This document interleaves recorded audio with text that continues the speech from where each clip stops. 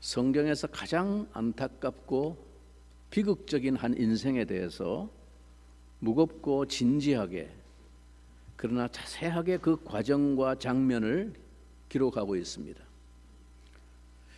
예수님은 하다가 포기하는 사랑이 아니라 변절하는 사랑이 아니라 끝까지의 사랑을 우리에게 보여주셨습니다. 자기 사람들을 끝까지 사랑하시니라. 그리고 우리에게도 죽도록 충성하라 라고 하심으로써 그 동일한 사랑을 요구하십니다. 끝까지 사랑하셨다라는 말과 죽도록 충성한다는 말은 같은 의미입니다. 이제 제자들과 이 마지막 유월절 만찬을 잡수시는 자리에서 친히 먼저 이 끝까지의 사랑과 섬김을 번보이신 예수님께서 제자들에게도 이 사랑과 섬김을 당부하시고는 이제 이어서 주님의 입에서 씁쓸하고 안타까운 배반의 예고가 나옵니다. 그리고 실제 그 예언이 이루어지기 시작합니다. 그 말씀을 하시는 예수님의 심경이 오늘 21절에 나옵니다.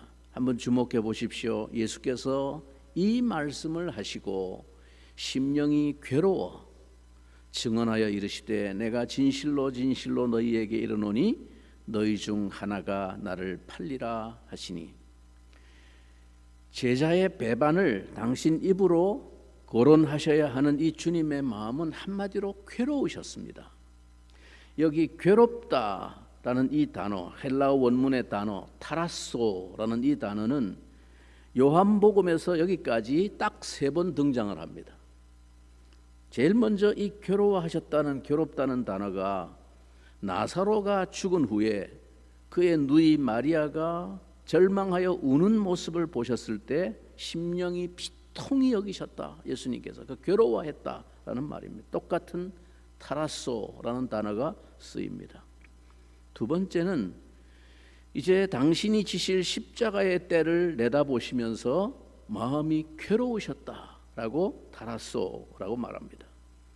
그리고 오늘 본문 이 구절에서 이 가룟 유다의 배반을 친히 당신 입으로 말씀하시면서 타라소, 괴로워하셨습니다. 이 3번의 타라소라는 괴로움이라는 단어가 다 내용을 보면 죽음과 관련이 있는 괴로움입니다. 즉 죽음 같은 고통입니다. 예수님의 마음에 가장 고통스러웠던 것이 무엇입니까?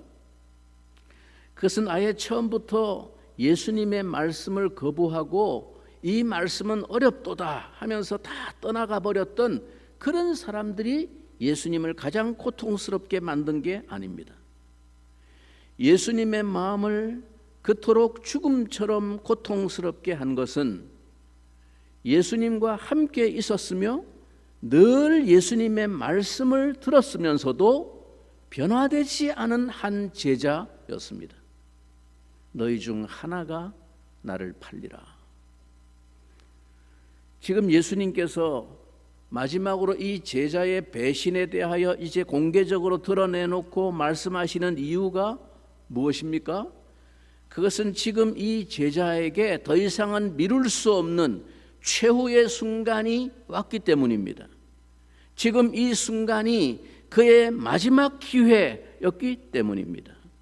그래서 예수님께서는 가룟 유다 속에 자리 잡은 이 배신의 충동을 드러내심으로 그의 상태를 알게 하시고 결단하게 하십니다.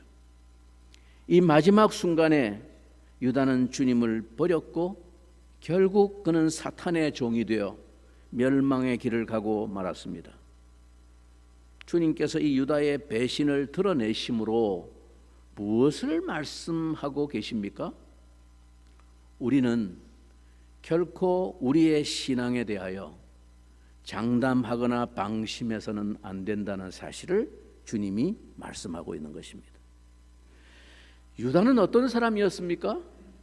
그는 많은 사람이 주님을 버리고 떠날 때도 떠나지 않고 여전히 주님을 따랐던 사람입니다. 그는 둘씩 짝을 지어 이스라엘 전역에 전도하라고 파송을 받아서 많은 병자를 고치고 귀신을 쫓아낸 경험이 있는 사람이었습니다.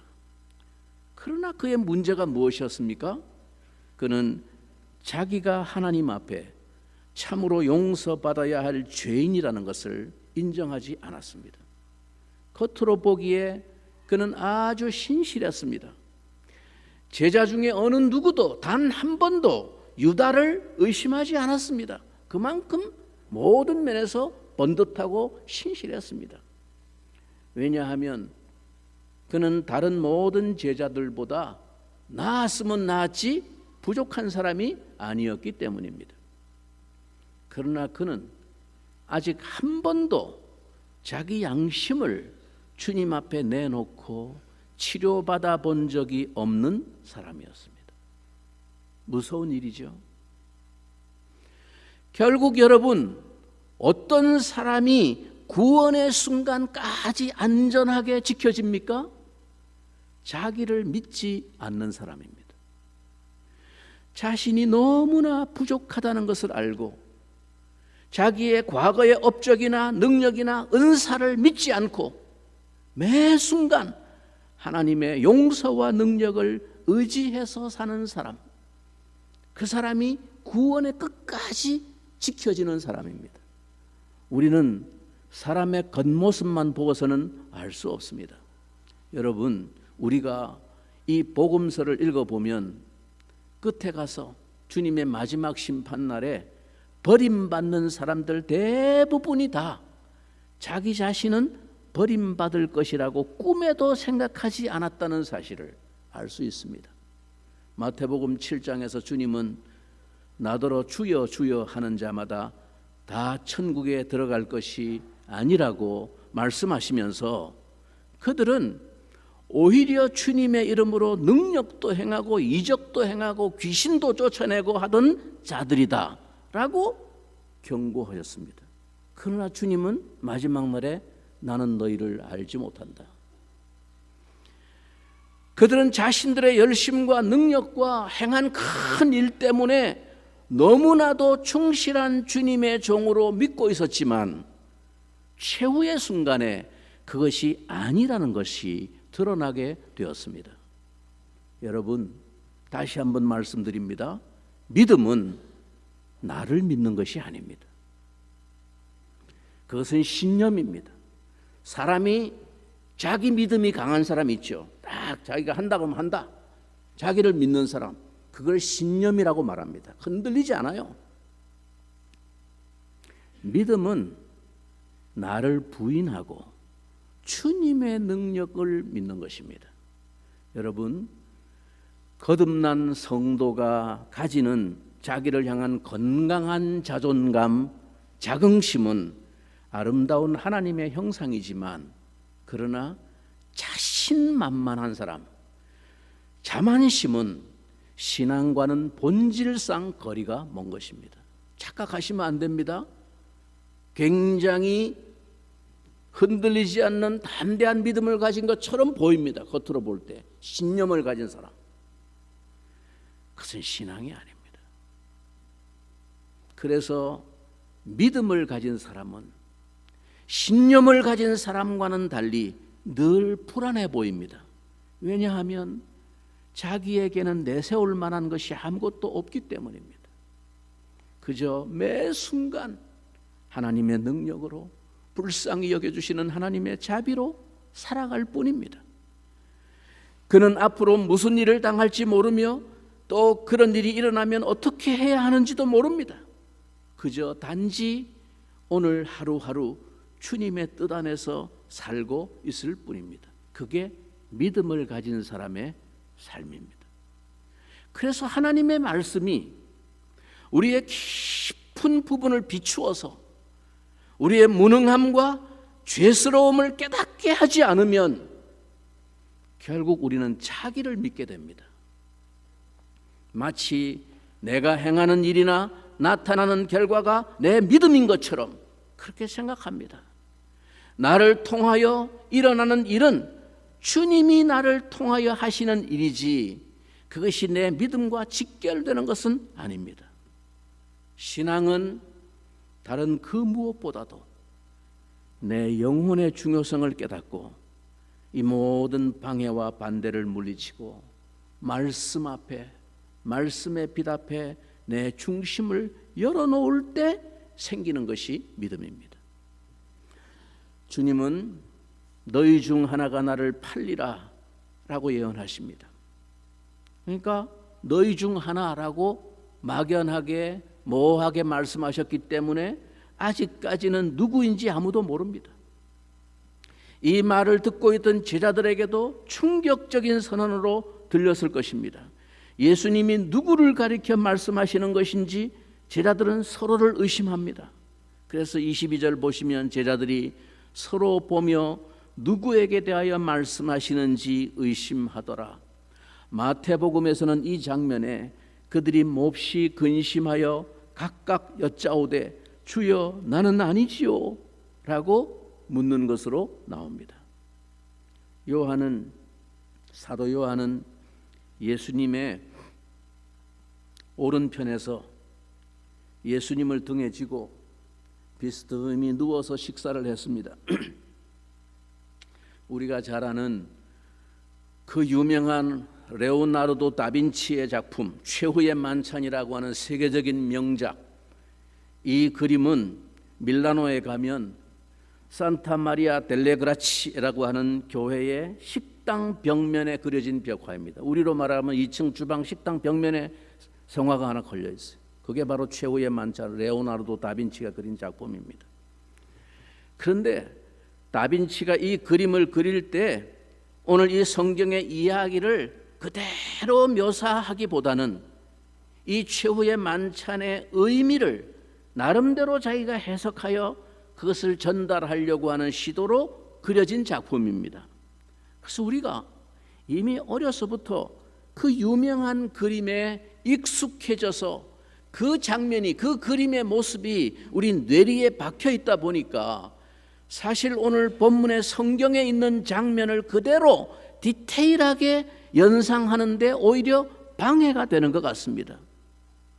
예수님과 12 제자가 큰 식탁에 좌우로 길게 의자에 앉아서 음식을 먹는 모습으로 다빈치는 그렸지만 당시 유대 사람들은 음식을 먹을 때 그런 식으로 둘러앉지 않습니다.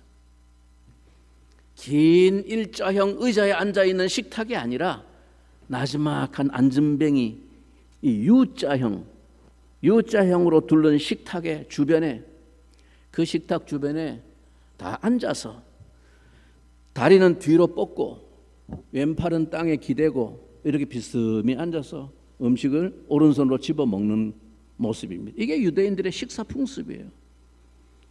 12명이 이런 모습으로 둘러앉았다고 한번 연상을 해보십시오. 예수님의 오른편에 그 사랑하시던 제자 요한이 앉았습니다. 그러니까 요한도 예수님의 오른편에 앉아서 이렇게 먹으니까 요한의 머리가 예수님의 품에 안긴 것처럼 이렇게 위치를 할 수밖에 없는 거예요.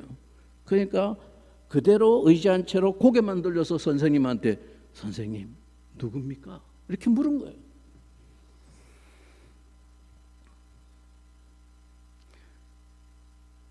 오늘 본문 23절의 설명이 바로 이 모습을 그대로 묘사하고 있습니다. 뭐라고 말합니까?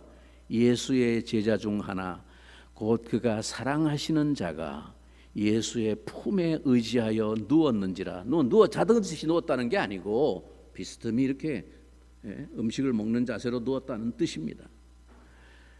이 제자를 예수님이 사랑하시는 자라는 표현은 물론이고 예수의 품에 의지하여라는 이 표현을 통해서 그가 예수님과 얼마나 친밀한 관계인지를 보여줍니다. 그런데 그 모습을 이렇게 그림을 보여주듯이 실사적으로 오늘 본문이 묘사하고 있는 이유가 바로 이어서 24절에 나옵니다. 지금 이 폭탄 발언을 하신 예수님의 예언으로 가룟 유다를 제외하고 모든 제자가 누가 배반한다는 것인지 궁금했을 겁니다. 가룟 유다 지는 알고 있겠지 속으로. 그러니까 놔두고 하는 소리구나. 가룟 유다는 그게 누군지 궁금하지 않았을 거야. 자기인데 뭐. 다른 제자들은 다 궁금한 거야. 지금 누굽니까? 이런 상황이 되면 늘 그래왔듯이 베드로가 나섭니다. 가만히 있을 사람이 아니죠. 그래서 24절에 시몬 베드로가 머리짓을 하여 말하되 말씀하신 자가 누구인지 말하라 하니, 누구한테 머리짓을 했다는 겁니까? 예수님의 품에 비스듬히 누워있는 그 사랑하시는 제자 요한을 보고 베드로가 눈짓으로 사인을 주고받았다는 겁니다. 그러니까 베드로는 어디에 앉았을까요? 요한이 보이는 맞은편쯤 앉았을 거예요. 그래고 야, 물어봐 이렇게 얘기한 거예요. 베드로는 요한에게 머리짓으로 누가 배신자인지 예수님께 물어보라고 부추겼습니다. 여러분, 너희 중에 하나가 나를 팔리라, 이 말씀을 하셨을 때 지금 찬물을 끼얹은 듯이 모두들 입을 다문 채 긴장하고 누굴까 눈치를 보는 상황에서 당연히 자만치 앉아있던 베드로가 큰 소리로 예수님, 누구를 말씀하시는 겁니까? 속 시원히 말씀해 주세요. 이렇게 물을 수 있는 분위기가 아니었습니다. 지금 그죠? 다 지금 긴장해갖고 쥐 죽은 듯이 조용하게 지금 눈치만 보고 있는 상황이니까 눈짓으로 야, 물어봐 이렇게 한 거예요. 요한은 이 베드로의 사인을 받고 자신과 예수님만 알아들을 만한 목소리로 물은 겁니다. 고개 돌려 선생님 누굽니까? 이렇게 물은 거예요. 그러자 예수님도 요한만 알아들을 만한 목소리로 대답해 주십니다.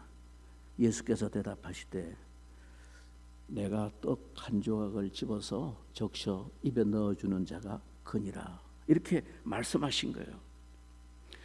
예수님께서 만약에 이 떡 한 조각을 건네주기 위해서 굳이 일어나서 저 멀리 저기 앉아있는 제자에게 일어나가지고 한 조각 집어주려고 가셨다면 사람들이 다 이상하게 여길 겁니다. 그러므로 가장 자연스러운 추론은 예수님 바로 왼편에서 가룟 유다가 식사하고 있었다고 보는 것입니다. 오른편에는 누구? 사랑하시는 제자 요한이 선생님 품에 의지해서 기대서 먹고 있고, 왼편에는 가룟 유다가 먹고 있는 거예요. 예수님이 집어다가 유다의 입에다가 넣어주신 것이죠. 아무튼 이 모습은 예수님이 이 가룟 유다에게 마지막까지 사랑을 베푸셨음을 보여주는 것이라 할 수 있습니다.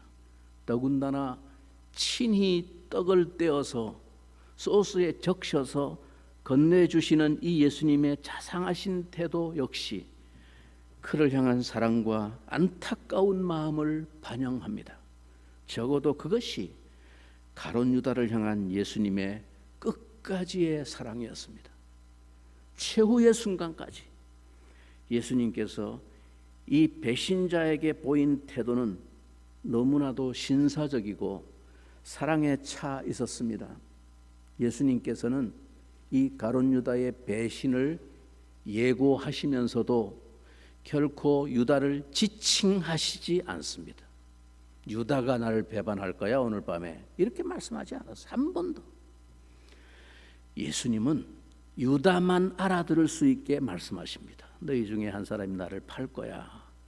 다른 사람 몰라도 유다는 알아듣는 거예요. 유다만 알아들을 수 있게 예수님이 말씀하셨습니다. 유다야, 나는 네 생각을 알고 있다. 너는 지금 매우 악한 생각에 빠져 있지? 그 생각을 버려야 한다 하는 말씀이었습니다. 주님은 죄인들을 지칭해서 공격하시지 않았습니다. 그 이유는 예수님께서 죄인들에 대하여 끝까지 사랑하는 마음과 그의 인격을 존중하는 마음을 가지고 계셨기 때문입니다. 돌이키기를 원하시는, 돌이켰을 때 부끄러움 없이 살아갈 수 있도록 그의 죄를 공개적으로 폭로하시지 않습니다. 그냥 알아들을 수 있도록 말씀으로 지적만 하십니다. 오늘 우리는 예수님께서 유다에게 보이신 이 사랑과 애정을 깊이 생각해 볼 필요가 있습니다. 주님은 어느 누구도 모르는 가운데 유다에 대해서 노골적으로 지적하시고 그에게 도전하심으로 그로 하여금 스스로 판단해서 결단을 내릴 수 있는 여지를 주셨습니다. 그래서 주님은 오늘 우리가 예배 드리는 가운데서도 다른 사람은 알지 못하지만 나만 알아들을 수 있는 언어로 나에게 도전하십니다.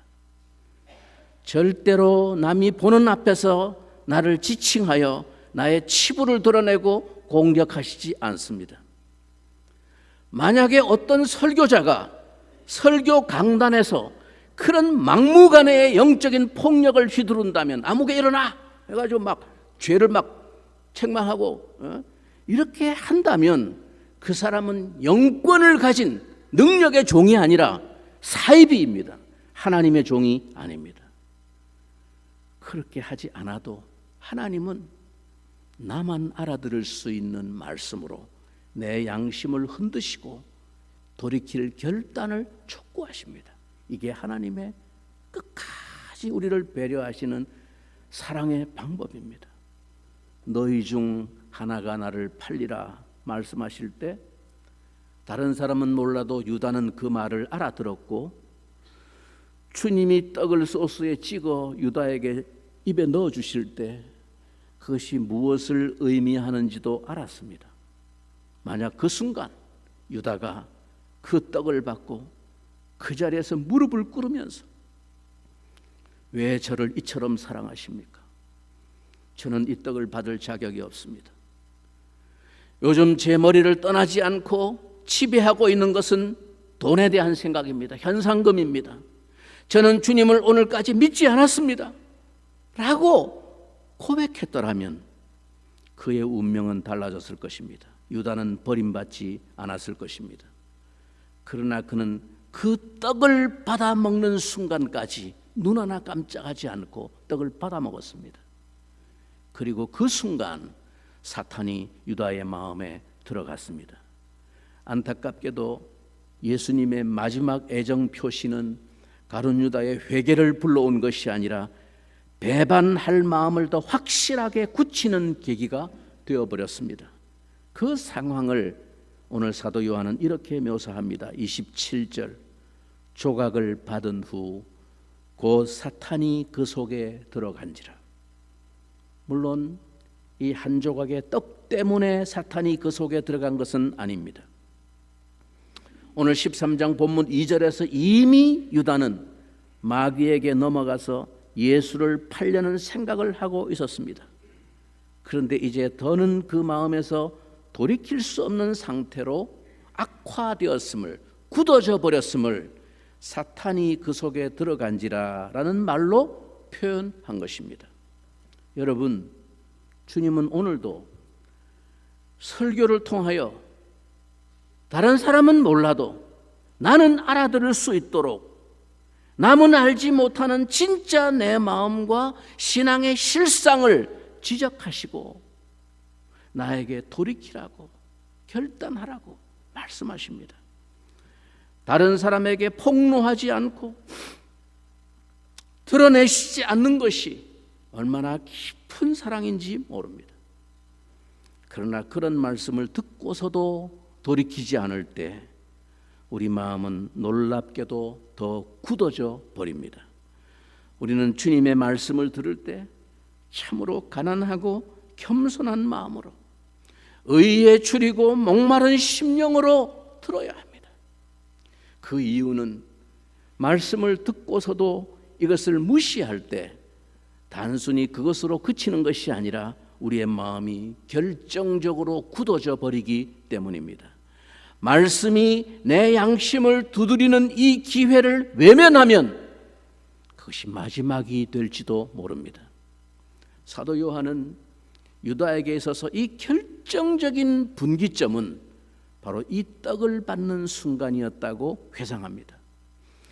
유다가 주님의 이 마지막 자비와 친절을 거부하고 여전히 고집스러운 마음으로 버티고 있을 때 이제 그의 마음은 완전히 사탄의 차지가 되어서 사탄이 지시하는 대로 끌려가지 않을 수 없었습니다. 이것은 오늘 우리에게도 앞으로 제자들에게도 똑같이 일어날 일입니다. 예수님이 이제 가시면 보혜사 성령이 약속대로 오실 것입니다. 성령이 내 안에서 나를 다스리며 역사하시도록 허용할 것인지, 아니면 가룟 유다처럼 사탄이 우리 안에 들어와 내 욕망을 부추기고 지배하도록 허용할 것인지 우리는 선택해야 합니다. 우리는 하나님의 사랑을 끝까지 거부할 수도 있고, 그 사랑을 흘깃 쳐다본 것만으로, 살짝 경험한 것만으로 마음이 녹아서 주님의 사랑을 받아들일 수도 있습니다. 그것은 처음부터 끝까지 우리의 결정이고 우리의 책임입니다.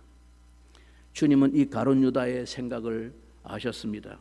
그것이 요한복음이 묘사하고 있는 예수님이십니다. 예수님은 이제 유다에게 말씀하십니다.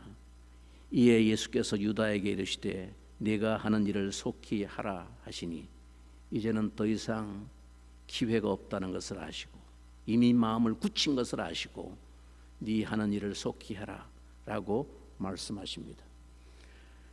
교황청에서는, 로마 카톨릭에서는 여러 차례 죄에 대해서 경고하고 책망하고 권면해도 끝내 돌이키지 않는 자를 징벌할 때 바로 이 말씀을 하는 것입니다.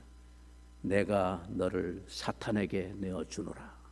이제 너는 기회가 없다는 거예요. 네 스스로 결정을, 그것을 최종 결정을 끝내 돌이키지 않고 최종 결정을 그렇게 선택했기 때문에 네 하고자 하는 대로 가라는 겁니다. 즉 사탄에게 너를 내어준다라는 것입니다.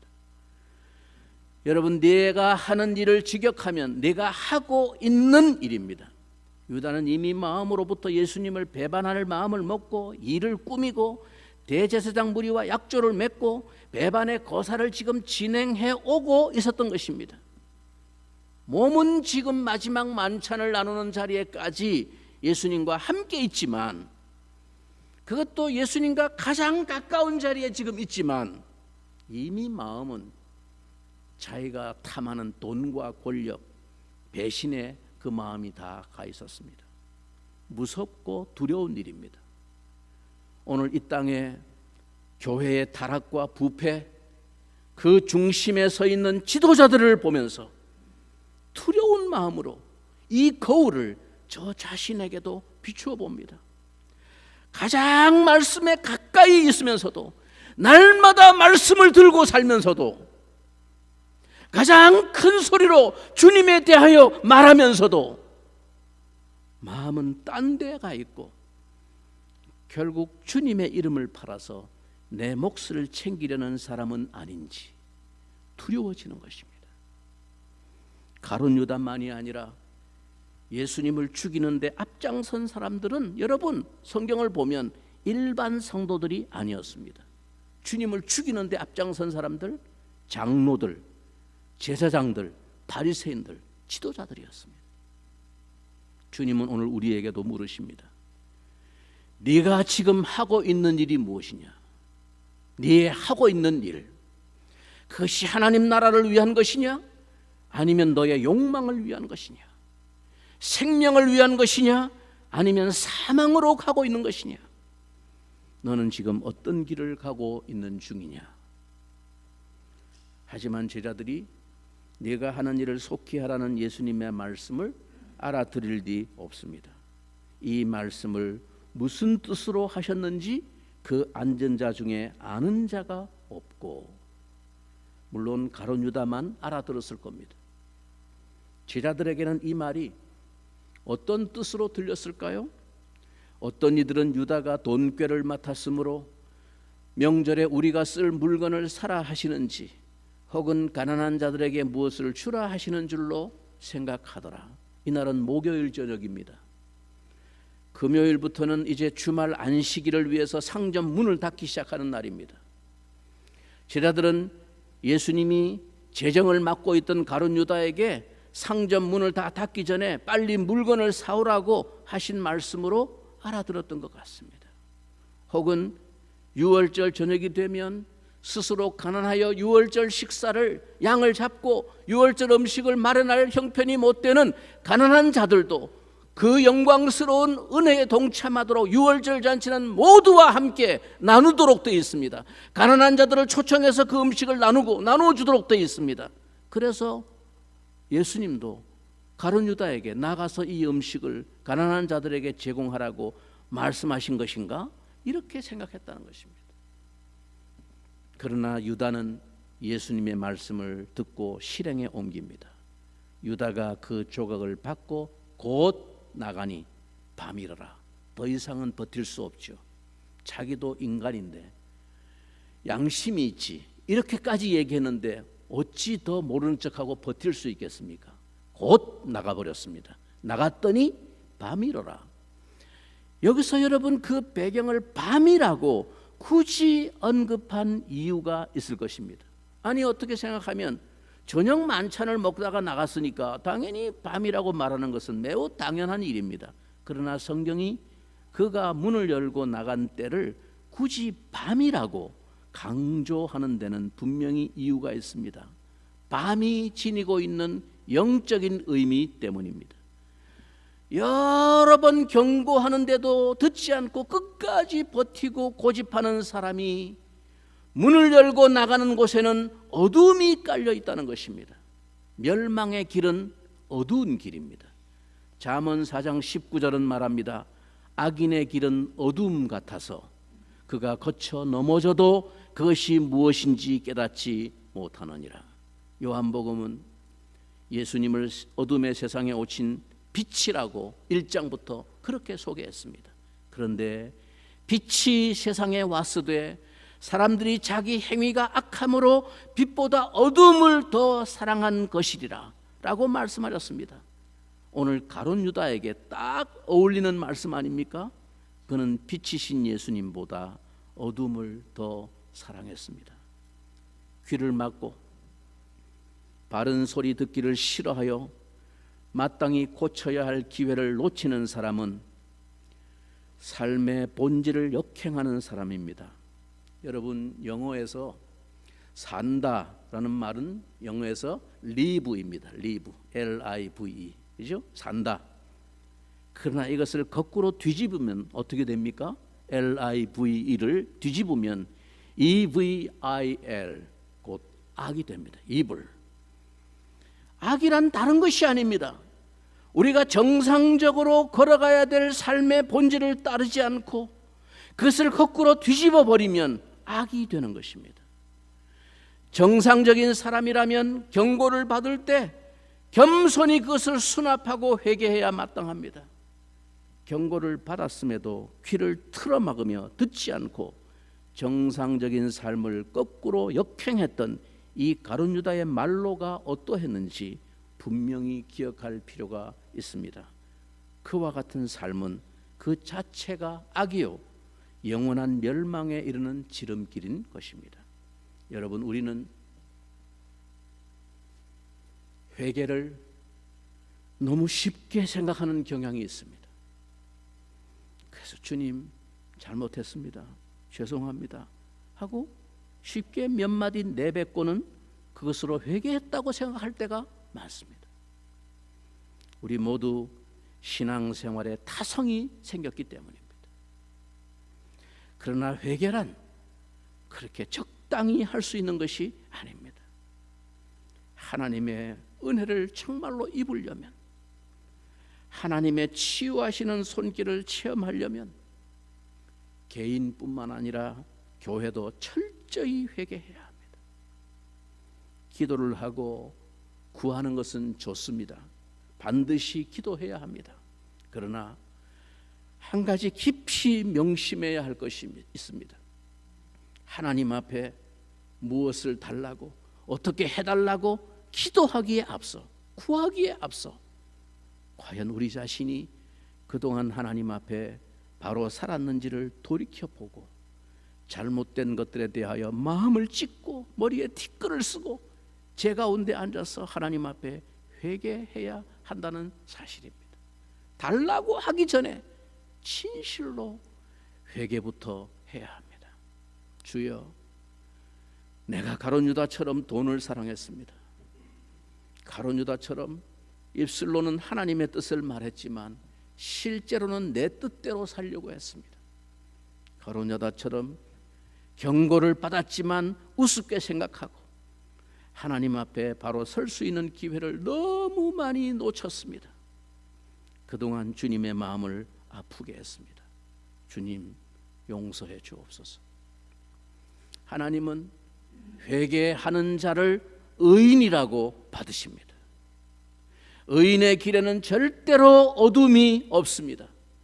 잠언 4장 18절은 이렇게 말합니다. 의인의 길은 돋는 햇볕 같아서 점점 더 빛나서 원만한 광명에 이르거니와. 의인에게는 일시적인 고통이나 위기가 올 수도 있지만 그것은 항상 새로운 도약을 약속하는 축복의 길임을 믿으시기 바랍니다. 말로는 하나님을 사랑한다고 하면서 속으로는 돈을 사랑하던 이중성을 과감히 깨뜨려 버립시다.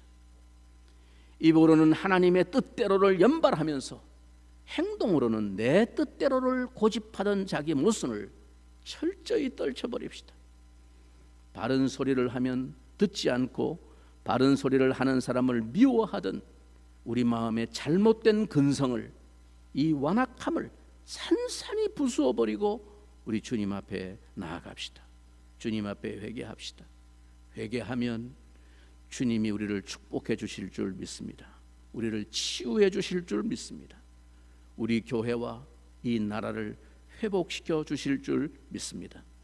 가룟 유다의 영혼이 지금 지옥에서 절규하고 있습니다.